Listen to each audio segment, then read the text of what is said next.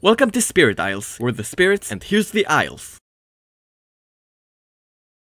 So in the previous episode, I laid out the general backstory of the Spirit Isles. Now it's time to get specific.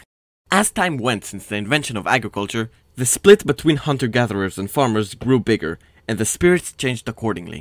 In the farmerlands, the spirits started decreasing cloud coverage and rainfall, turning the humid and tropical area hot and arid as a curse for desecrating the land with their agriculture. But the opposite started happening in the forests.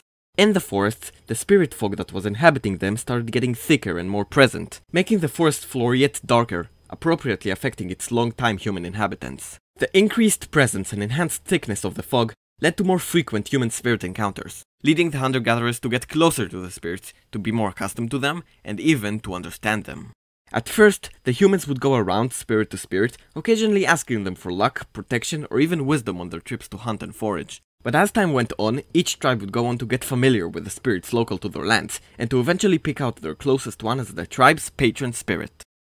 Each tribe communicates with its patron spirit differently, but the most common methods include a shrine and the use of water to connect it to the spirits. Spirits have a close thematic association with water, which they can influence and through which they can change your perception.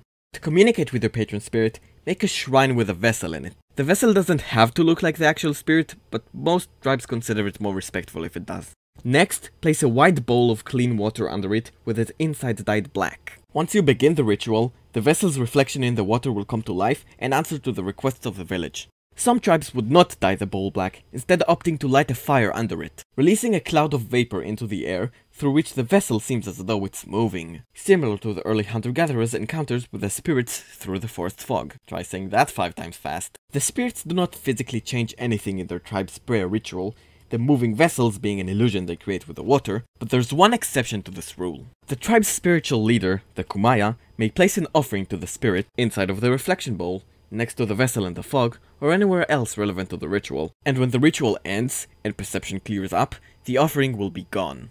As humans started mingling with the spirits, getting closer to them, a small amount of each spirit started living inside of its associated tribe, giving them magical abilities. But enough about shrines. What kind of magic do the tribes actually get? Well, my favorite principle of magic is what I like to call weak magic.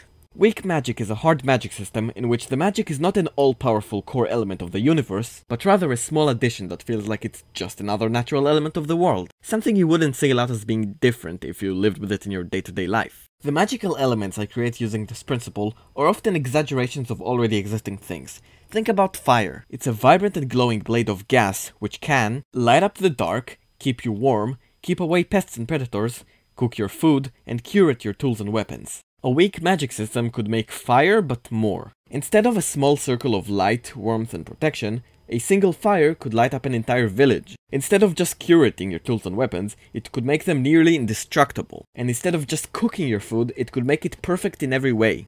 The way magic works in the Spirit Isles will get clearer as I make more videos, and from now on, some of the episodes of Spirit Isles will focus on specific tribes, where I'll reveal their powers and explain in detail how they work. Although 2 consistent aspects all tribes have, which would be useful to remember, are the proficiency scale, which matches the presence of magic to the experience of its user, and the Kumaya, the tribe's spiritual leader, and its magic most powerful user.